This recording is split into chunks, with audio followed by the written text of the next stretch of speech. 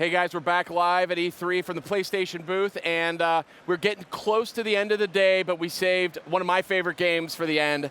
I am joined by the one and only Mark Man, and I want to talk Tekken 7. Oh, let's do it. So Sid, I'm very happy to be here. Hope you're having a good E3. I'm having a lovely E3. How about you? I'm having a great one, and excited to talk about a game that we both love. Oh yeah. Let's talk about Tekken. Oh yeah, I love Tekken. I've been playing it ever since the first game. I played each and every one, and I've been dying for a PS4 Tekken. Yeah. So what, at a high level, for somebody like me, outside of being on PS4 for the first time, what's the deal with Tekken 7? Why should I care? So Tekken 7, I mean, obviously the latest Tekken game that we've had was Tekken Tag Tournament 2 on the PS3, but now finally with Tekken 7 coming back more to its roots, the one-on-one fighting, it's an amazing chapter to for any Tekken fan.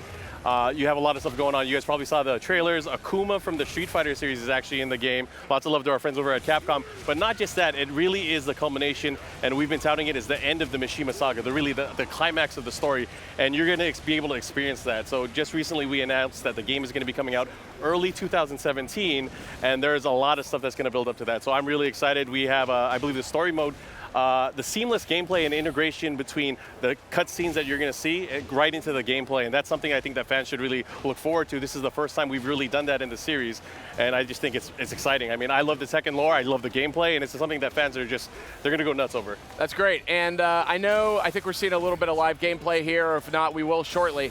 One of the things that's interesting about this game is it's really taken a couple bold steps in the core mechanics side. So walk me through what those highlights are. Yeah, so there's a lot of new systems that we have in place. So one of them is the Rage Art system. So if you're familiar with fighting games, you know in other games there's like super moves and stuff like that. So in Tekken now there's the inclusion of Rage attacks, or Rage Arts I should say, and it's a nice comeback mechanic. Once you get towards a lower life bar setting, you're able to pull out this really devastating move that could really turn the tide of the battle. Not just that, we have the inclusion of the Rage Drive, which is another way to use that special meter towards the end of the round to really have a comeback in your favor, whether it's through a combo or just a key move that you need to pull off at the right time. It's something really cool. And also new is the Power Crush. It really adds to the rock, paper, scissors type of gameplay, the mindset.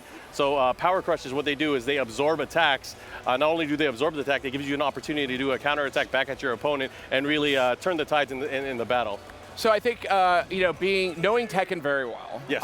and being pretty good at it, if I can say so myself. Not as good as you, nowhere near as good as you, but we'll find out. We'll find out one day. Very, very competent. I feel it's like the one fighting game I feel like I could kind of brag about. Yeah. I'm a Dragunov fan. We were talking about that downstairs, but I would get the sense that some of these adaptations, some of these new mechanics and systems are designed to kind of provide a little bit of balance against kind of being completely annihilated by the other opponent, which is a legitimate concern, I think, for some players, right? Yeah, I think, for a lot of fans out there, especially on the competitive side, it was such an overwhelming task to kind of learn the game just because, I mean, if you look at the Tekken move list, there's like hundreds of moves for some of these characters, but what we really want to let people know is like the core gameplay is there. So if you were a fan of, like, let's say Tekken 3, which was a while back, great game, one of the best-selling fighting games of all time, if you were familiar with Tekken 3, you could come in here and play like you did in Tekken 3, learn a few moves, and you're going to be able to dominate. You're going to be able to do well.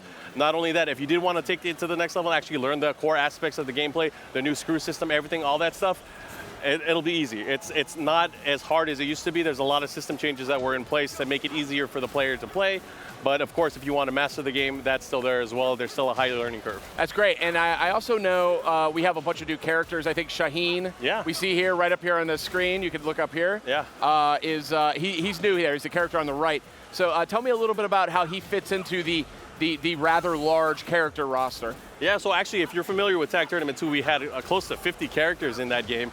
This one, we kind of dialed it down, toned it back a little bit. So we have close to 30 characters on the roster for now. There are some characters that are still being worked on that we have not announced yet. But obviously Shaheen, a new fighter in the series. We actually have quite a few number of characters. So there's the cat girl, Lucky Chloe from Japan. We also have Kazumi Mishima, who plays an integral part of the storyline. Oh, this is the wife of Heihachi. The wife of Heihachi. That's amazing. Like, who knew he was, I guess. Yeah, I had no idea. But apparently she has a special connection with Akuma from the Street Fighter series, and they're going at it against Heihachi. Interesting. So not only that, there's a ton of new characters. Josie Rizal from the Philippines. There's all kinds of cool stuff.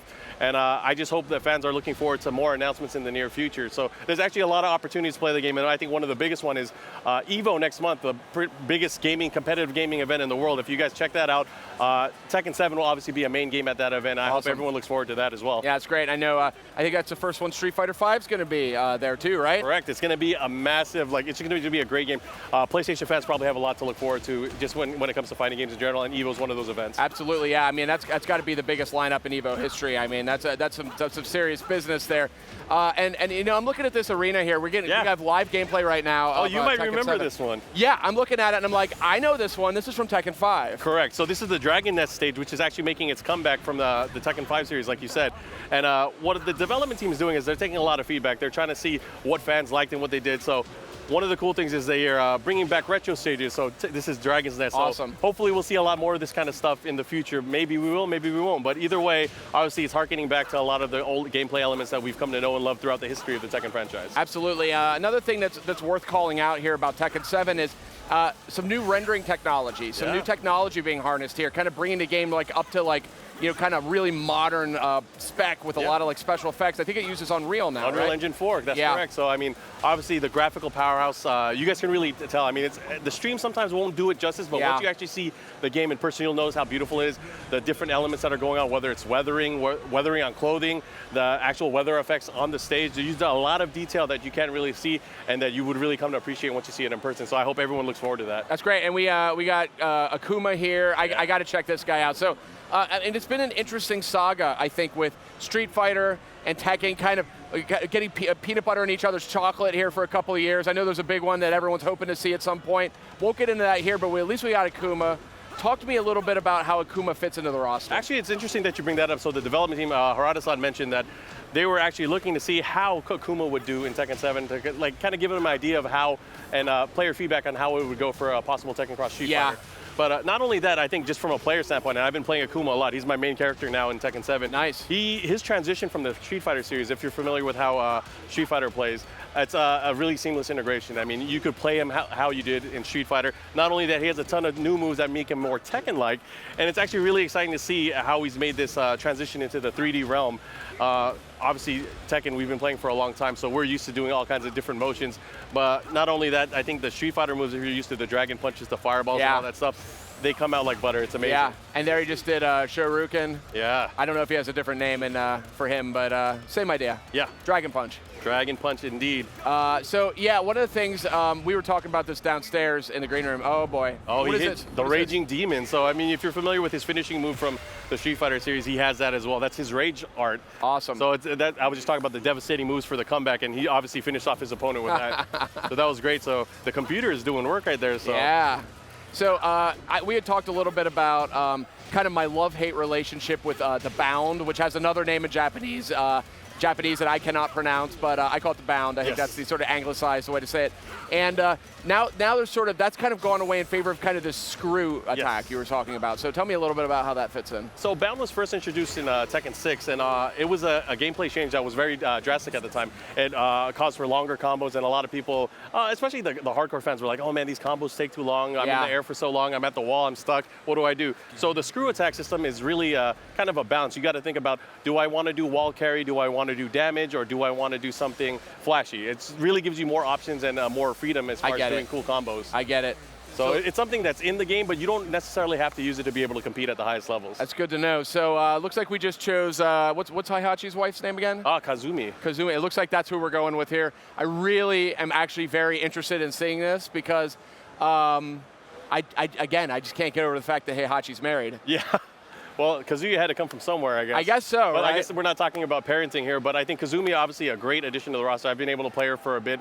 You'll notice she has like spiritual tigers that fight with her, and that's I guess that's probably why she has like Heihachi on his gi, he has a tiger on his back. Okay, so it makes a lot of sense. Okay, so I have seen her in a couple streams. I mean, the game's been out in Japan for a bit now, so I've been kind of taking a peek wherever I can, but I'm really like, I need this game on my PS4 now. Well, you won't have that much long to wait. So early 2017, I guess we'll get each other's PSN IDs and we'll be able to play. Yeah, and then you can crush me. You can absolutely annihilate me. We'll learn the game together. That's the thing.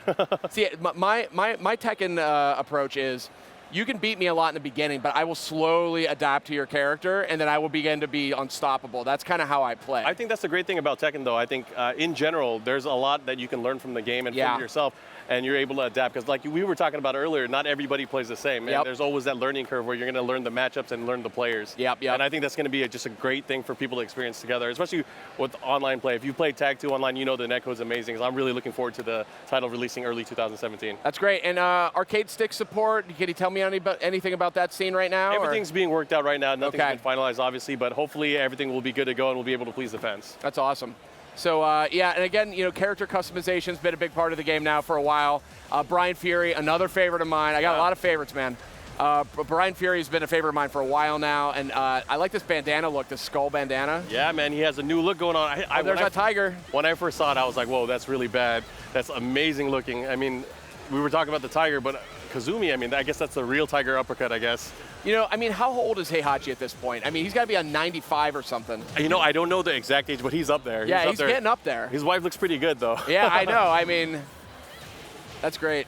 Yeah, so awesome. And then that's another reason. I mean, when they talk about concluding the Mishima saga and the storyline for the series, I really want to see how this all comes together because it's kind of crazy if you just look at it from an outsider perspective. Yeah, it's great, and I mean, what more can I say? I mean, I've been a lucky guy here this last couple days. I've got to have all my favorite games up here. I got to talk to all the folks behind them. So, Mark, man, I love that you could stop by. Really appreciate it. We're all looking forward to EVO. We're very happy to be here, and I hope everyone's looking forward to more Tekken stuff in the near future. Oh, yeah, I sure am. PlayStation